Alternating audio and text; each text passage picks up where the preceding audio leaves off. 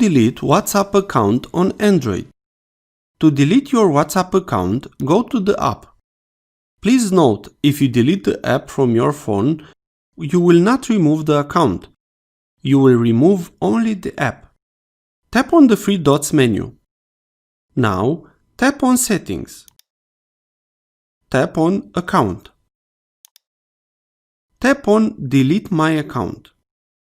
You will be able to change your number instead of delete your account if you want.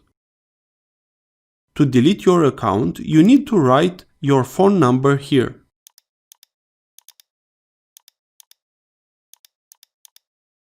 Tap on Delete my account.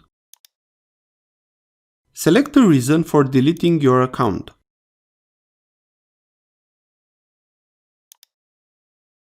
Tap Delete my account again.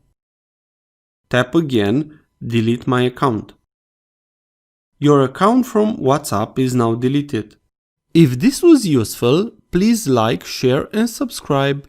Also, if you have any questions, please ask them in the comments area below.